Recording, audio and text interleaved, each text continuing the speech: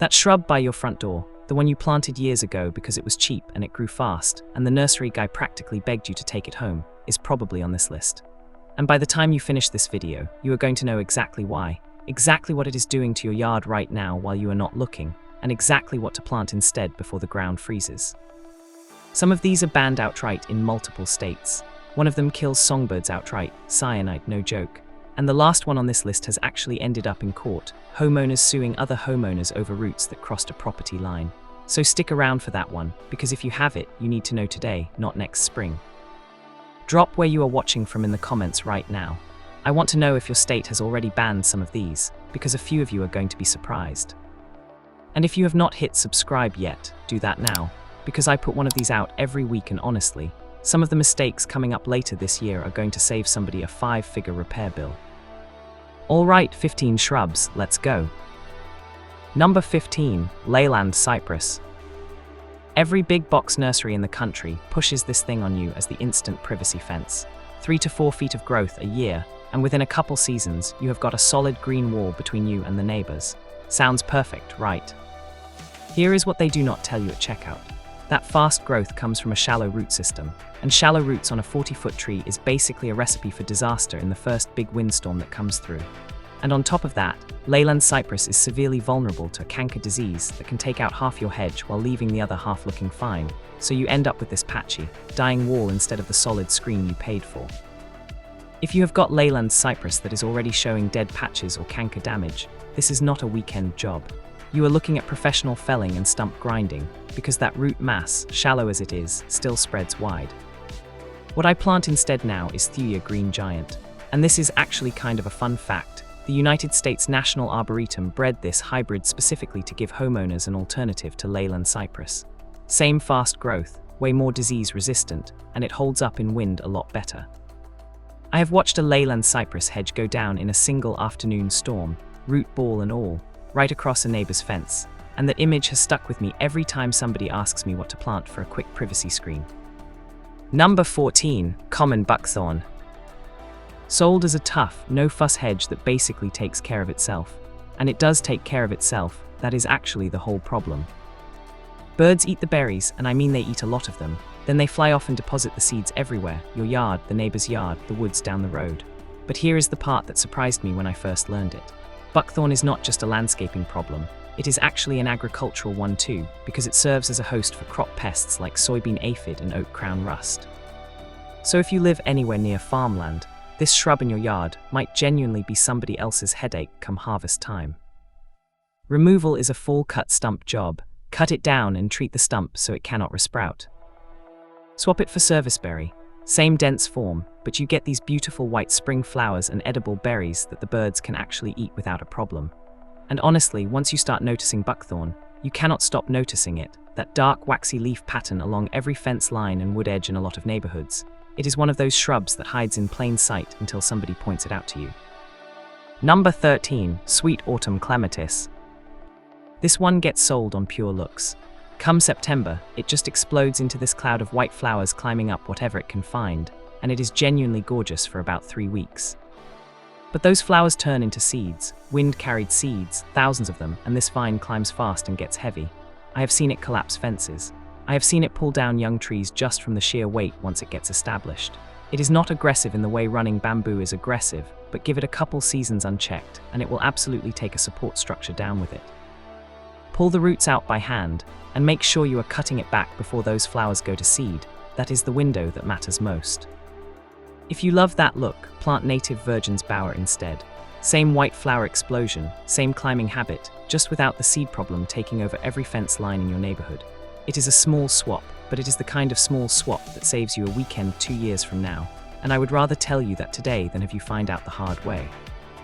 Number 12, Scotch broom. Bright yellow flowers, grows fast, cheap at the nursery. Classic pattern by now, right? You are probably starting to see it. Scotch broom is now banned or restricted in several western states, and there are 2 reasons for that. First, it spreads aggressively and outcompetes native plants. Second, and this one genuinely surprised me, the oily foliage is extremely flammable. In areas prone to wildfire, Scotch broom is considered one of the more dangerous fuel sources you can have sitting in a home landscape. That is not me being dramatic, that is why fire agencies out west actually track it. Small plants you can pull by hand while the soil is soft.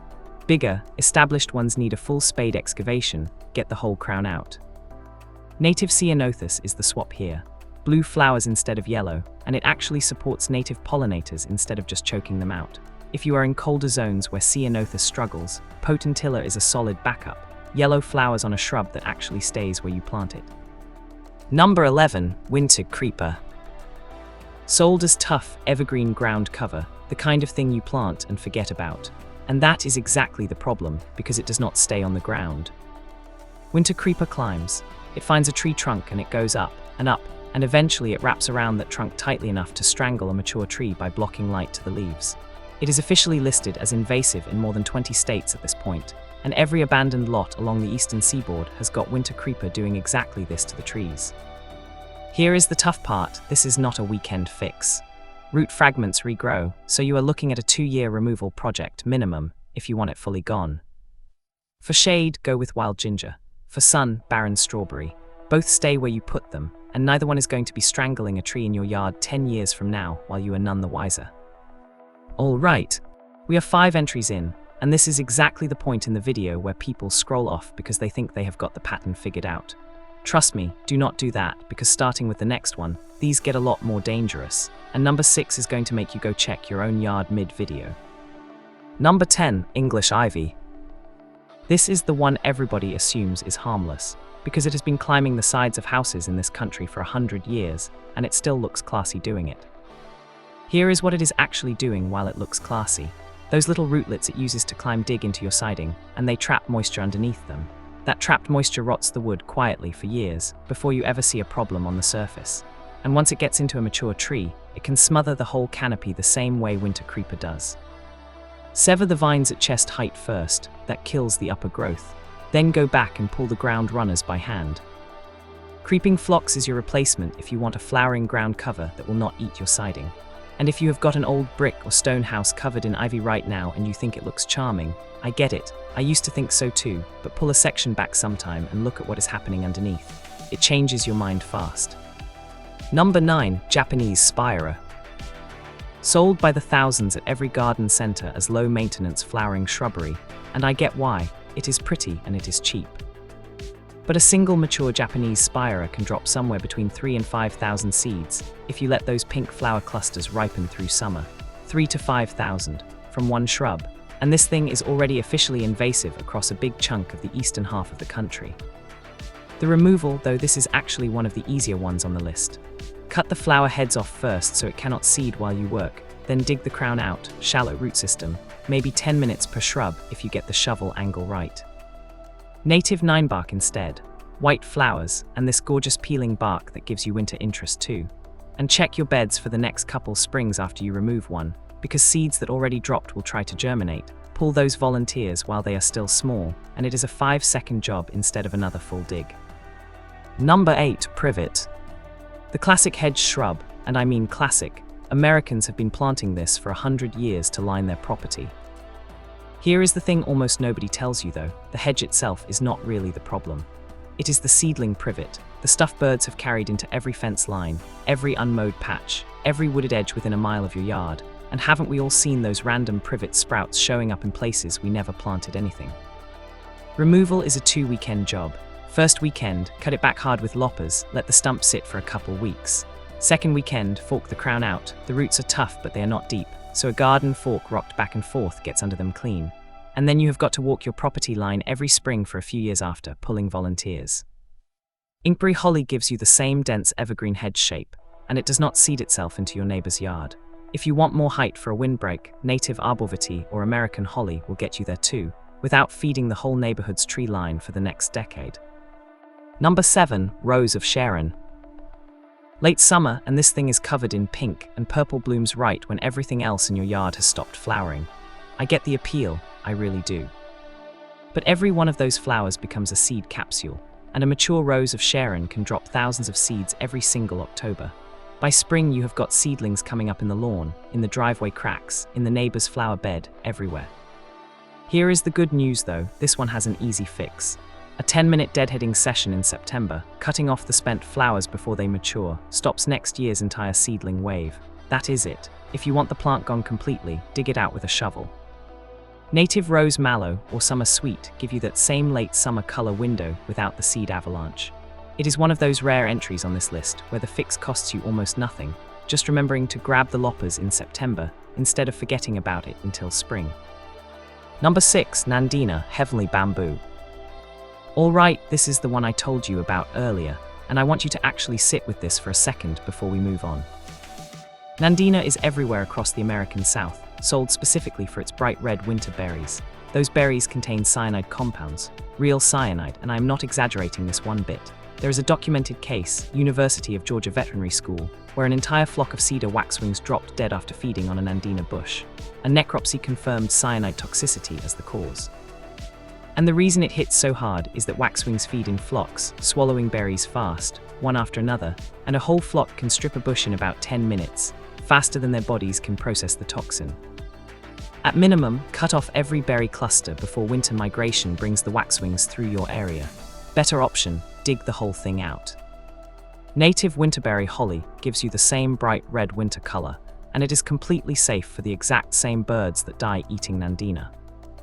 Quick comment question for you: has anyone actually seen this happen in their own yard? Dead birds under Nandina bush? I want to know, drop it below, because I think a lot of people have seen this and had no idea why. Number 5, Boxwood. The formal hedge shrub of American gardens for 200 years, and right now it is fighting two losing battles at the same time. First, boxwood blight, a fungal disease that showed up in the United States back in 2011 and has since spread across the entire eastern half of the country. It defoliates the plant, kills branches, and eventually kills the whole shrub. And once it is in your soil, there is no cure. Replanting boxwood in that same spot just fails again. Second problem, box tree moth, an invasive species that arrived even more recently and has been spreading through the Great Lakes region and into the Northeast. The caterpillars strip the foliage completely bare, and unlike native pests, nothing here has developed a taste for eating them yet. If your boxwoods are healthy right now, watch them closely. If you are already seeing blight or moth damage, remove the plant entirely, do not compost the material, and replace with something resistant. Inkberry holly again, or dwarf Yorpon holly, both give you that same tight formal look boxwood is known for. I know boxwood feels like the safest, most old-fashioned choice you could make for a foundation planting, and haven't a lot of us been told that exact thing by an older relative at some point? But between the blight and the moth, it is genuinely not the sure bet it used to be anymore. Number 4, butterfly bush. This one gets sold with a picture of a monarch butterfly right on the tag, and that is honestly a little misleading. Adult butterflies do feed on the nectar, that part is true. But butterfly bush is not a host plant for a single North American butterfly species, meaning nothing lays eggs on it, meaning it does nothing for the next generation.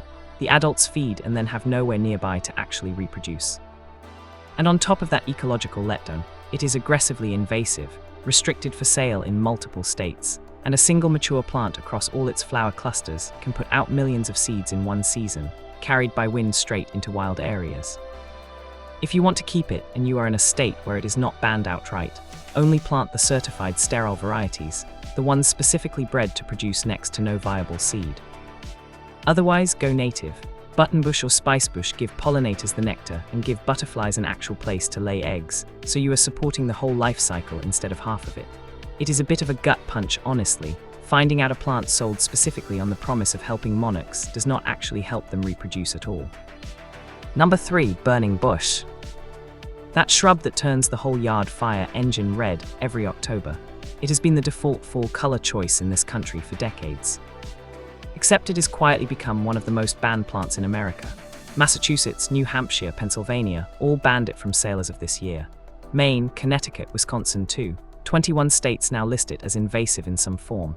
Birds eat the fall berries, carry the seeds deep into wild woodland, and once it establishes there, native plants genuinely cannot compete with it. Small shrubs pull by hand when the soil is damp. Larger ones need a full spade excavation of the crown. And cut the berries off first, before you even start digging, so you are not spreading more seed while you work. Native chokeberry gets you that identical brilliant red fall color, plus edible berries that are actually safe for birds. Virginia sweetspire and fothergilla are two more solid options if you want variety, burgundy on one, this orange, yellow, red mix on the other, and both give you that same jaw-dropping fall show without any of the baggage. We are 2 away from the big one, and I want to be honest with you, number 1 on this list is not something I am adding for drama. It is the reason I started making this video in the first place. Number 2, Japanese barberry. Burgundy leaves, sharp little thorns, still sold everywhere as an attractive foundation planting. And here is the part that should genuinely change how you think about this shrub. A 9-year study out of Connecticut measured tick populations directly, comparing properties with different levels of barberry. On properties with uncontrolled barberry growth, they counted 120 infected ticks per acre. On properties where the barberry had been actively managed, 40 infected ticks per acre. On properties with no barberry at all, only 10 infected ticks per acre. That is 12 times the Lyme disease-carrying tick population if this shrub is sitting in your yard uncontrolled. And the reason is that dense canopy creates this warm, damp little microclimate that ticks love to shelter in. Heavy leather gloves for this one, the thorns are no joke. Cut it back with loppers first, then dig the crown out with a spade. Bag the material, do not compost it. 9 bark, the Diablo or summer wine variety, gives you that same dark burgundy foliage. No thorns and none of the tick problem. Before I get to number 1, and I mean this, if a plant in your yard has ever cracked a foundation, lifted a walkway, or heaved a driveway, hit like on this video right now. Every one of those stories belongs to somebody who planted exactly what is coming up next. Number 1, running bamboos. Listen carefully to this one, because this has actually ended up in court multiple times in multiple states. Running bamboo spreads underground through what is called a rhizome network, and it can expand outward at up to 15 feet a year, 15 feet in 1 year. And those advancing rhizome tips are not gentle about it. They actively exploit any existing crack in a foundation, a driveway, a retaining wall, an underground utility line. And once a rhizome gets into that crack, its own growth pressure widens the fracture from the inside. Left alone, it can cross a property line and establish itself in a neighbor's yard within 3 growing seasons. New Jersey actually passed legislation over this, holding the homeowner who planted the bamboo strictly liable for a neighbor's structural repair and excavation costs when it spreads. And courts have awarded real money in these cases, because the engineering required to remove bamboo rhizomes from invaded soil is genuinely expensive. If you have got running bamboo, this is the one you deal with first, ahead of everything else on this list. Cut it to the ground, install a proper rhizome barrier if you ever want bamboo again, and understand going in that every fragment left behind will try to resprout. For privacy, use clumping bamboo instead, or native switchgrass, or arborvitae, never the running kind. So here is what I want you to take away from all 15 of these, because I think it is the one thing that actually matters here. The difference between a mistake with a perennial and a mistake with a shrub is time. A perennial mistake costs you a season. A shrub mistake, the kind we just went through, can cost you a decade to fix, and in a couple of these cases, can cost you a lawsuit. So if you only pull one thing out of your yard this weekend, make it the bamboo. Everything else on this list can wait a little longer if it has to, that one cannot. Tell me in the comments what state you are watching from, and which one of these 15 you are guilty of planting. I read every single one, and honestly, I think a lot of you are about to tell me it is the same one I planted.